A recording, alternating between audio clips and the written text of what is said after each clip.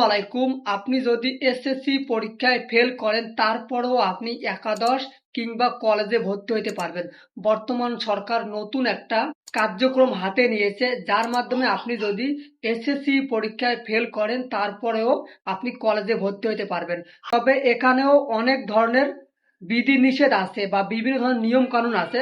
আমি আপনাদের এই ভিডিওর মাঝে এ টু জেড আলোচনা করব।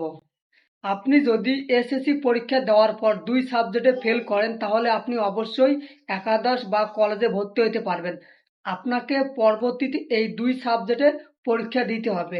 সরকার বা এনসিটিবি আপনাকে ২ বার বা ২ বছর পরীক্ষা দেওয়ার জন্য সুযোগ দিবে।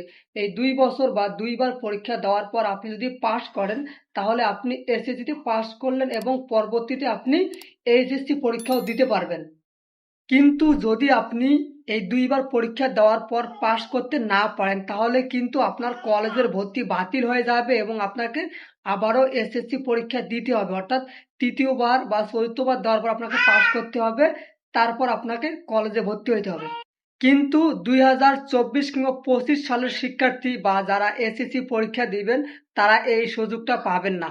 বা বর্তমান যারা এসএসসি পরীক্ষা দিবেন এই বছরে বা দিছেন ২৫ সালে দিবেন, তারা কিন্তু ২ সাবজেক্টে ফেল করলে কলেজে ভর্তি হতে পারবেন না।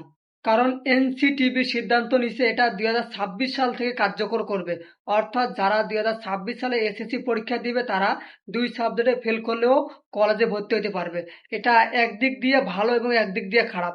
যদি আমরা ভালোর দিক দিয়ে আলোচনা করি তাহলে আসলেই একটা ছাত্র ফেল করার পর মানসিকভাবে ভেঙে যায় বা কোনো কারণে বা ব্যক্তিগত কিংবা শারীরিক কারণে কোনো পরীক্ষা খারাপ হয়ে যাওয়ার পর ফেল করে, বাট তিনি ফেল করার ছাত্র না, কিন্তু কোনো কারণে ফেল করছে, ওই ছাত্রটার জন্য সুবর্ণ সুযোগ থাকবে যে কলেজে ভর্তি হওয়ার। পরবর্তীতে ওই ২টা সাবজেক্টের পরীক্ষা দিয়ে পাস করার পর কলেজেও তার এইচএসসি পরীক্ষা দিতে পারবে। তো যারা ভিডিওটি শেষ পর্যন্ত দেখছেন অবশ্যই সাবস্ক্রাইব করবেন, ফেসবুক থেকে দেখলে ফলো করবেন। ধন্যবাদ সবাইকে।